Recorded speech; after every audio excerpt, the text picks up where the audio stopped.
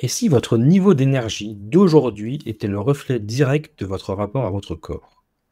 Et si transformer votre santé physique pouvait tout changer, de vos réunions à vos relations? Quand avez-vous pris soin de votre corps pour la dernière fois? Non pas par obligation, mais par amour de vous-même. Moi aussi, j'ai longtemps mis ma santé au second plan, jusqu'à ce que la fatigue chronique, le stress et une baisse de concentration deviennent des signaux alarmants que je ne pouvais plus ignorer. Ce que je croyais être une question de poids ou d'apparence était en réalité une porte vers une vie plus consciente, plus résiliente, plus joyeuse. Dans dans cet épisode, je veux partager avec vous comment le simple fait d'améliorer ma santé physique a transformé bien plus que mon corps, ma clarté mentale, mes émotions et mon leadership se sont également révélés. Bonjour, je suis Christophe Rousseau, ingénieur physicien, podcasteur, créateur de leadership holistique, coach certifié et apprenti droïde. Et dans cet épisode, je voudrais témoigner de mon parcours personnel avec ces déclics et ces embûches, de montrer les répercussions concrètes d'une meilleure forme physique sur tous les aspects de la vie. Et puis de peut-être partager avec vous des pistes simples et adaptables pour amorcer une transformation durable. Alors on y va, c'est parti. Première question que je voudrais vous poser, c'est pourquoi pensez-vous que la santé physique est cruciale? Bon, il y a des choses qui sont évidentes, mais je vais aller un petit peu plus loin que la simple santé. C'est le lien entre corps, esprit et les émotions. Un corps entretenu agit comme un socle pour notre bien-être global. Une activité physique régulière stimule la production d'endorphines et de sérotonine, ce qui réduit l'anxiété, qui favorise un meilleur sommeil réparateur. Et encore mieux, en mobilisant notre respiration, nos muscles et nos sens, on réintègre notre corps dans un espace de présence, de calme et de joie profonde. Il devient alors un allié pour la pleine conscience. Et puis, ça a aussi un impact professionnel parce qu'un esprit clair réside rarement dans un corps épuisé. Une meilleure forme physique soutient notre concentration, réduit la fatigue cognitive et renforce notre présence en situation de tension. Elle améliore également notre posture physique et mentale, en nous sentant mieux dans notre corps, on va mieux communiquer avec plus de calme, d'assurance et d'empathie. Ça influence indirectement la qualité de notre leadership et de nos relations professionnelles. Les personnes qui intègrent une activité physique régulière augmentent leur productivité de 15% et leur bien-être de 25%, selon une étude de l'Université de Cambridge de 2021. Avant, moi, j'avais l'impression de courir toujours après le temps. J'étais souvent irritable, la tête embrumée. Puis, j'ai commencé par ces fameuses 20 minutes de marche par jour. Pourquoi je dis fameuses? Parce qu'on en parle tout le temps. Alors, il y en a qui disent plus, mais 20 minutes déjà pour commencer, c'est pas mal. Et progressivement, moi, j'ai vu mon énergie revenir, mes pensées s'éclaircir et surtout, j'ai redécouvert le plaisir de me sentir vivant dans mon propre corps. Alors, comment tout ça a commencé? C'était il n'y a pas si longtemps que ça.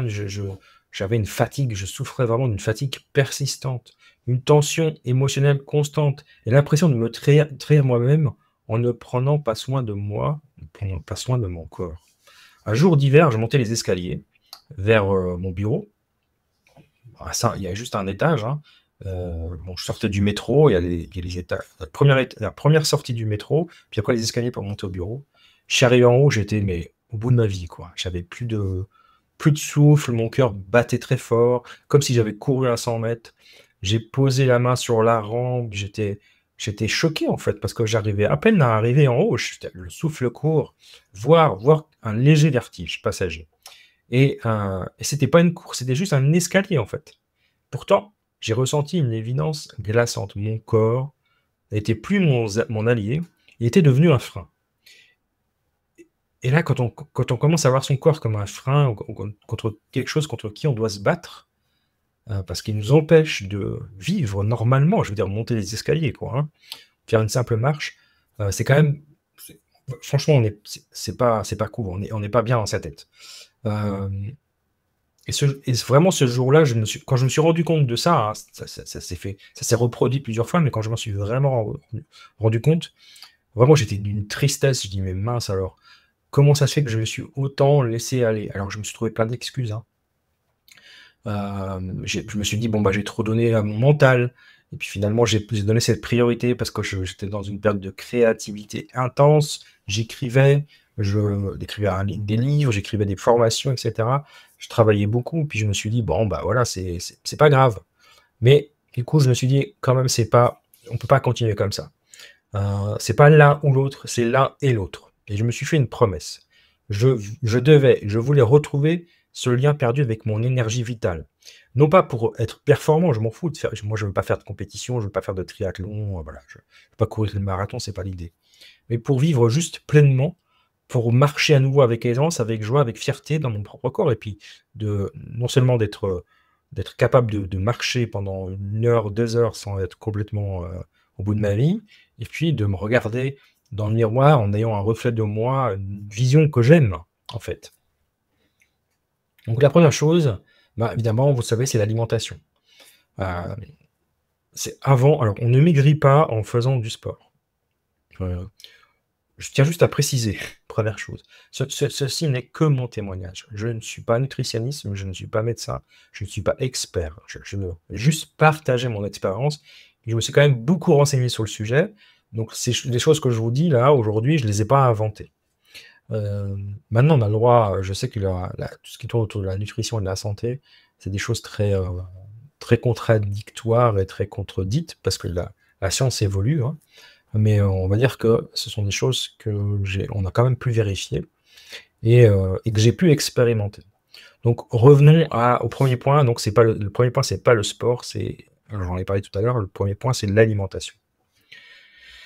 Et on commence déjà pour ça à réduire tout ce qui est produits ultra transformés. Je veux dire, si vous achetez quelque chose qui contient 10 ingrédients, dont 3 additifs, on peut être sûr que ça va pas nous aider à être bien. Et là, je parle même pas juste de perdre du poids, je parle d'être bien, d'avoir une bonne énergie. Donc de prendre parce que la première énergie, c'est la nourriture. Et c'est pas juste des calories. C'est la nourriture, elle contient des vibrations. Hein, moi, j'aime beaucoup l'idée de la nourriture vibratoire, donc de manger plutôt des choses crues, en tout cas le moins raffiné possible. Euh, il n'y a pas de problème à faire cuire, hein, mais des choses qui sont vivants, hein, l'alimentation vivante. Donc l'alimentation vivante, bah, ça peut être ce qui contient des bactéries. Vous savez qu'on a plus de bactéries dans les intestins que de cellules dans le corps. Et donc ces bactéries, elles ont besoin souvent d'être nourries. Et il y a beaucoup d'aliments maintenant dont on sait qu'elles sont riches pour notre flore intestinale. Donc évidemment, il y a tout ce qui est fermenté, hein, les yaourts, le kéfir, les légumes fermentés aussi, c'est très bon. Lacto-fermenté. Les légumes lacto-fermentés, c'est vraiment un truc que j'ai découvert. Donc la base, c'est la choucroute, mais on a plein d'autres légumes qu'on peut faire lacto-fermentés, comme des carottes, des betteraves, etc., des choux. Voilà, c'est de revenir à une cuisine simple. Si possible, se faire sa propre cuisine, si on peut, hein, encore une fois, et d'acheter le moins possible des produits ultra transformés, mais des produits simples. Moi, par exemple, je me suis fixé à une règle simple, pas plus de 5 ingrédients dans un plat acheté. Donc quel que soit le plat ou la composante, l'aliment que vous achetez, s'il y a plus de 5 ingrédients, moi, je prends plus. Et puis, je trouve important de cuisiner des légumes de saison, d'arrêter d'acheter des légumes qui ont traversé la planète. Parce que ça veut dire que quand ils ont été cueillis, ils n'étaient pas mûrs. Ça veut dire qu'ils ont été transportés, outre l'impact carbone sur ce type de consommation, le fait que, enfin voilà, d'acheter local, vraiment ça c'est hyper important pour votre propre santé, mais aussi pour l'écologie et la planète. Utiliser des épices, évidemment, c'est une évidence, mais vraiment utiliser les épices, le curcuma, le gingembre, l'ail frais, tous ces épices qui sont très bons pour la santé. Ça donne du goût, ça donne de la couleur, c'est vraiment agréable.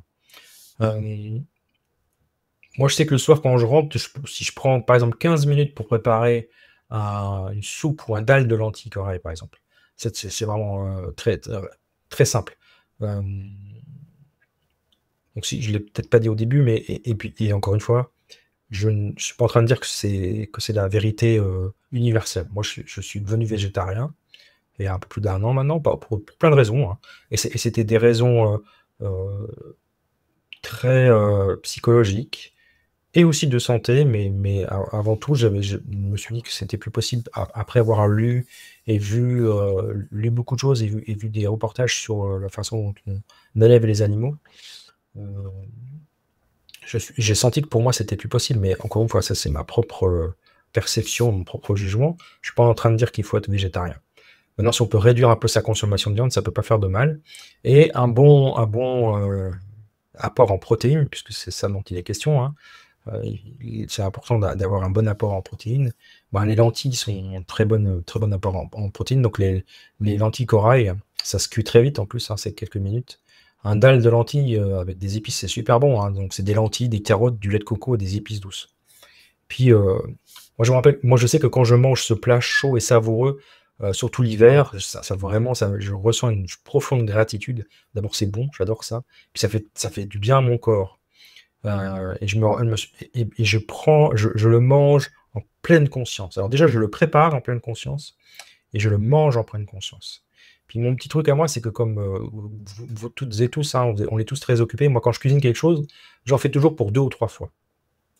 Comme ça, je sais qu'un plat, il va me servir pour plusieurs repas. Et c'est pas répétitif, hein. Moi, ce que je fais. En plus, j'aime beaucoup. Donc, en général, je me fais du bien. Et j'ai mes petits tupperwares, enfin mes petits plats en verre là, que je peux emporter au travail. Donc je peux reprendre quelques jours après. Donc voilà, ça me fait du bien au corps, ça me fait du bien aussi à l'esprit, au mental, parce qu'on n'est plus en pilote automatique, on est dans le soin, dans l'ancrage, dans le vivant. On prend soin de soi en se faisant de la bonne nourriture avec des, des beaux ingrédients. Et on mange mieux. Et du coup, moi j'ai beaucoup moins de coups de pompe, ma digestion est beaucoup plus stable, j'ai amélioré mon sommeil et mon humeur est aussi beaucoup plus stable. Alors, c'est pas juste le fait d'être végétarien, c'est le fait d'utiliser des produits rassasiants et de faire un bon équilibre entre protéines, matières grasses et glucides. Les trois sont importants, hein. Je veux pas vous reparler des bêtises que j'ai fait dans le passé ou de supprimer les glucides complètement ou de supprimer les graisses complètement. Voilà, je pense qu'on est fait pour manger du tout. Alors évidemment, c'est un végétarien qui vous dit ça, vous allez me dire, mais il est gentil Christophe, il dit de manger de tout, mais lui, il mange pas de viande. Certes. Je vous incite pas à être végétarien, franchement, mais par contre, je vous incite vraiment à réfléchir à votre consommation euh, de matière animale, et peut-être la réduire un peu, d'en manger moins, mais de meilleure qualité. De la ferme qui a été produite pas très loin de chez vous, ou en tout cas d'essayer de faire en sorte que vous consommiez de manière intelligente. Et manger, par exemple, des avocats qui viennent de l'autre bout de la planète, qui ont consommé des tonnes d'eau pour venir jusqu'à vous, pour pouvoir pousser et venir jusqu'à vous, c'est aussi idiot que de manger un bon steak de bœuf d'Argentine. Mes copains qui vont écouter ça vont pas être contents, mais franchement, il n'y a rien de plus débile. On est là, ici, moi je suis proche de la frontière suisse, mes amis sont suisses. Voilà, la bonne viande en Suisse, c'est complètement stupide d'aller manger un steak dans un restaurant argentin avec de la viande qui vient d'Argentine. Je trouve ça complètement stupide. Donc si on veut manger de la bonne viande, on mange de la viande locale. Surtout que peu importe où vous vivez, en France, en Suisse ou ailleurs, vous avez forcément des bons élevages. Donc voilà, ça c'est le petit message entre guillemets. Ensuite, le deuxième point, j'en ai parlé donc tout à l'heure, l'activité physique. Ça c'est, il n'y a rien de plus simple. On peut faire, moi je vous ai dit, hein, le matin, j'ai mes petits rituels. Ça peut être le yoga sur chaise, ça peut être moi c'est mon petit rituel druidique. Et puis c'est une marche quotidienne. Et puis éventuellement un renforcement musculaire doux. Parce que ça aide, les muscles, c'est quand même la clé de la santé. Donc l'idée c'est de pas être le monsieur muscle, hein, mais de les faire fonctionner le plus possible pour continuer, parce qu'on perd du muscle avec l'âge, hein. Donc, et ça commence pas à 60 ans, hein, la perte de muscle, ça commence bien plus tôt. Donc réveillement, renforcement musculaire, un peu de marche, un peu de yoga pour la souplesse, et avec ça, on est bien. Donc c'est pas exceptionnel, on n'a pas besoin d'être un sportif de haut niveau, pas du tout. Les défis que moi j'ai rencontrés personnellement et je suis sûr ça va sûrement vous parler, c'est de résister aux vieilles habitudes. Les soirs de fatigue où on n'a pas env ou le matin, hein, il fait pas beau, il pleut, on se dit qu'aujourd'hui on va pas aller marcher. Alors, bon, moi, je préfère marcher dehors, mais je me suis quand même acheté un petit tapis de marche. Un tapis de marche, pas de course. Heu, ça coûte pas très cher, hein, ça coûte 200 € maintenant, même il y en a des moins chers. Et puis, je peux marcher, chez moi en rentrant le soir, devant, la télé, par exemple, ou devant, quelle que soit l'activité que je fais, c'est facile de marcher, il y a plus d'excuses. Hem, Trouver du temps aussi, c'est un défi, trouver du temps. On a tous des emplois du temps très chargés, donc trouver du temps, c'est pas facile, mais c'est une fausse excuse, bien évidemment. On est d'accord que marcher 20 minutes, prendre 20 minutes pour marcher, puis 10 minutes pour faire du yoga, ça fait 30 minutes. On a tous 30 minutes dans la journée. C'est pas possible que pendant il y a pas 30 minutes à un moment où vous êtes tout le temps en activité. De toute façon, vous êtes forcément 30 minutes, même le soir. Vous avez 30 minutes ou vous avez 10 minutes le matin, 20 minutes le soir. Heu, c'est très facile, mais ça, c'était des fausses excuses. La difficulté, c'est de le faire de manière routinière, c'est-à-dire que ça devient des automatismes. En faisant ça, qu'est-ce qu'on va observer? On va avoir plus d'énergie le matin, on va mieux dormir. Alors là, je le rappelle, hein, chez les druides, la journée commence le soir avec le sommeil. C'est pendant le sommeil qu'on prépare la journée du lendemain. Donc un sommeil profond va faire en sorte que le matin, quand vous allez vous lever, vous allez être plein d'énergie. Et puis, si vous dormez mieux, vous avez de l'énergie le matin, vous allez être d'humeur plus stable, vous allez mieux gérer le stress. Heu, Moi, lorsque je lance une formation, par exemple, puis ça peut être très stressant parce qu'on a travaillé pendant des mois sur une formation et puis on la lance et on a peur que ça marche pas et cetera. Moi, je me suis rendu compte qu'avec ces petites routines dont je vous ai parlé là, ça m'aidait à garder la tête froide et le cœur ouvert et en fait, c'est important cette idée de pas faire des lancements que ce soit de livres ou de produits, de formation, de projets en fait, hem, déjà avec trop d'attentes et puis avec du stress en fait. Parce que le stress va nourrir des mauvaises vibrations. Alors quels sont les impacts d'une meilleure santé, sur notre vie globale? Alors moi ce que j'ai ressenti, hein, c'est déjà alors et encore une fois, c'est un voyage. Il y a pas de fin à ça, hein, c'est prendre soin de soi, c'est tout le temps en fait. Déjà on est plus présent avec ses proches. Moi typiquement, le fait de ne pas pouvoir monter les escaliers, voilà, maintenant je peux faire une petite marche avec mon fils, sans être à bout de souffle et ça c'est quand même important parce que j'ai besoin aussi de m'aérer et puis de partager ça avec mes enfants par exemple ou avec des amis. Heu, c'est sûr que si on n'est pas capable de monter, un étage d'escalier, on n'est pas capable de marcher, 1 heure ou 2 heures, du coup ça nous empêche de partager des choses, heu ressourçante et agréable avec nos proches. Dans la vie professionnelle, moi, ça me permet d'être plus clair dans mes priorités et plus clair dans mes décisions. Je rappelle que les dirigeants en bonne forme physique augmentent de 30 leur efficacité à diriger, selon une étude de McKinsey en 2001. Alors imaginez diriger avec clarté, avec patience, avec énergie, même en pleine tempête. Donc la clé, c'est pas un nouveau logiciel de productivité, c'est pas une nouvelle technique, c'est une simple séance de marche matinale.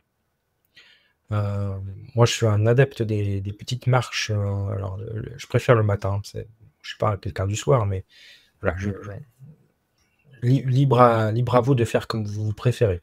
Moi, je me souviens qu'un lundi matin, très chargé avec des réunions stratégiques, il y avait une tension, au sein de mes équipes, à l'époque où j'étais manager.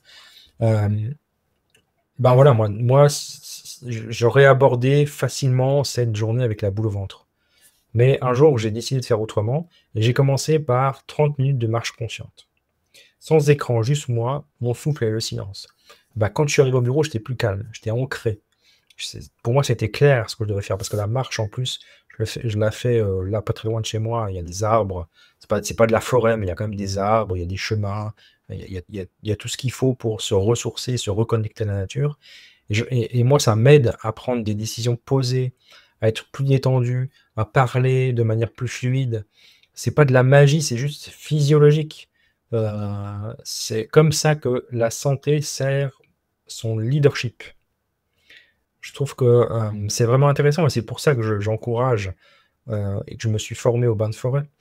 Le bain de forêt, alors on peut faire des versions très courtes, hein, en général il faut au minimum 40 minutes, mais parce que c'est une marche consciente très très lente en fait. Hein.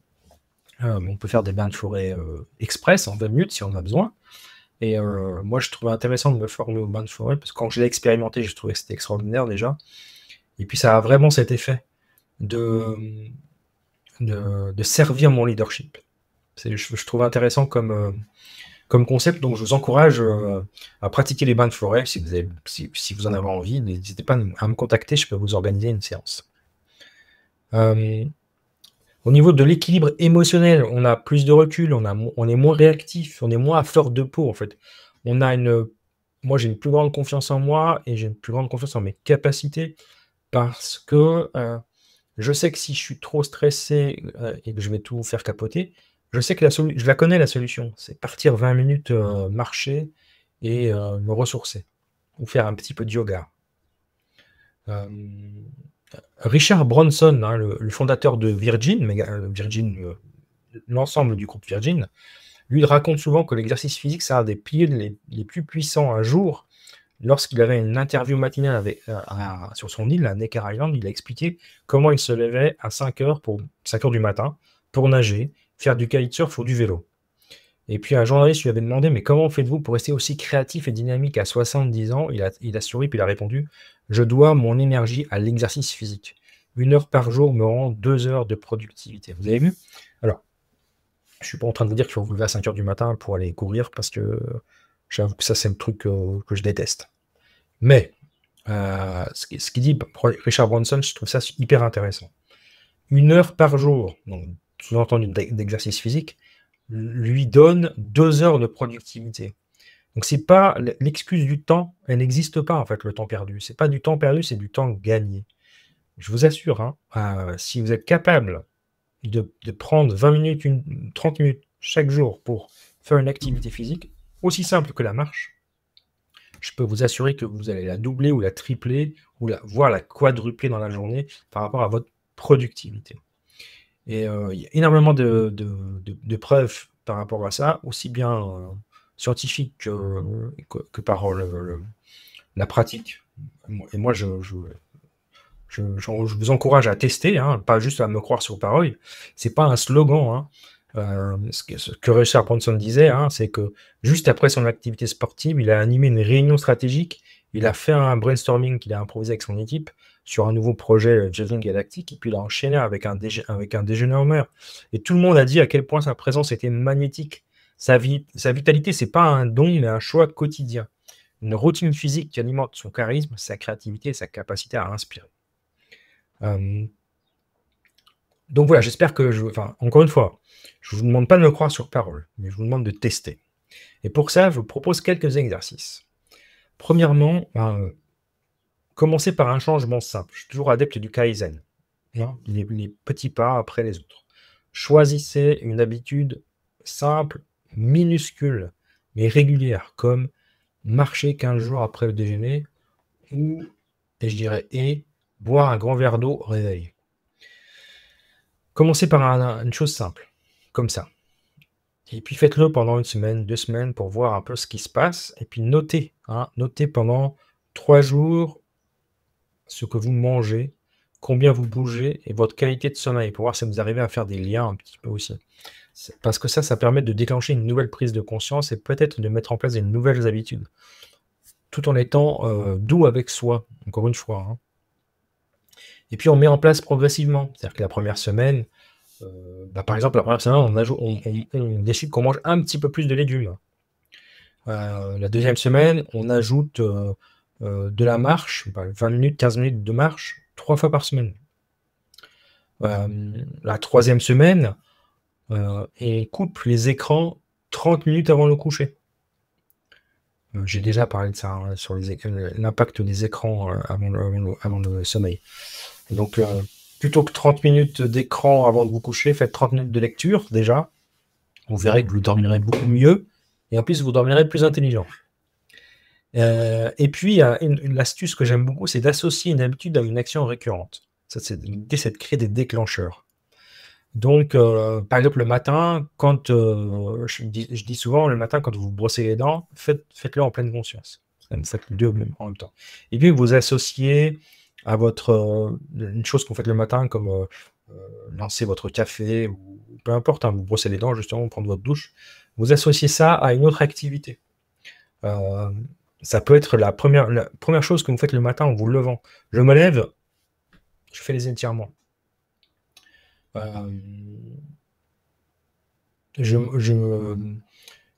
associé à une chose que vous faites tous les jours, sans réfléchir, en fait. C'est ça, en fait, l'idée, hein. C'est qu'on associe une action que l'on fait tous les jours sans y réfléchir, parce que c'est ancré en nous, c'est une habitude, puis on lui associe quelque chose de nouveau. Et vous verrez que, du coup, votre cerveau, il va faire le clic, comme ça, et ça va être beaucoup plus simple pour mettre en place de nouvelles habitudes. Donc, ça peut sembler anodin, mais ces micro-rappels, ça devient des rituels d'ancrage. Je reprends un exemple, si je lance ma bouilloire d'eau chaude pour le thé, puis du coup, quand je fais ça, je peux par exemple me tenir face à la fenêtre et faire 3 grandes respirations, étirer les épaules, faire des petits étirements, et puis ces gestes répétés jour après jour, ça devient un symbole. C'est-à-dire que je m'accorde de l'espace, je me choisis. Donc c'est pas des choses très compliquées en fait, hein. Donc je vous propose, c'est d'identifier 3 moments de votre journée. Ça peut être le brossage des dents, ça peut être en rentrant dans la voiture, ça peut être juste avant de vous asseoir dans votre bureau, et d'y associer une micro-action bénéfique, une respiration, une posture, un sourire intérieur. Moi, je rentre dans ma voiture, tout de suite, je branche mon téléphone, non pas pour écouter les infos ou de la musique, mais pour écouter un livre audio que j'ai téléchargé à l'avance. Voilà, ça peut être plein de petites choses comme ça que vous faites le matin et que vous faites le soir, qui vont vous permettre de dans votre cerveau, de lui dire: «OK, quand je fais ça, je me fais un petit truc en plus pour moi, un truc pour moi, pour ma santé, pour me sentir bien».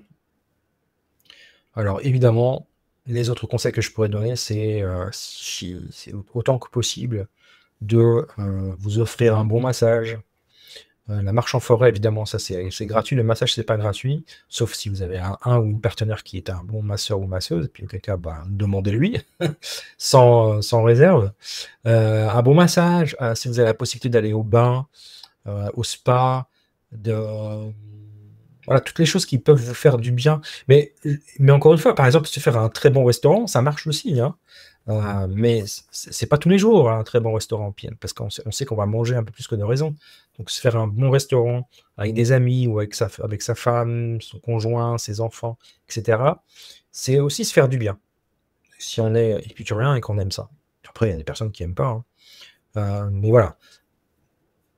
Ne vous oubliez pas, pensez à vous. Et les petits gestes vous aident à ça.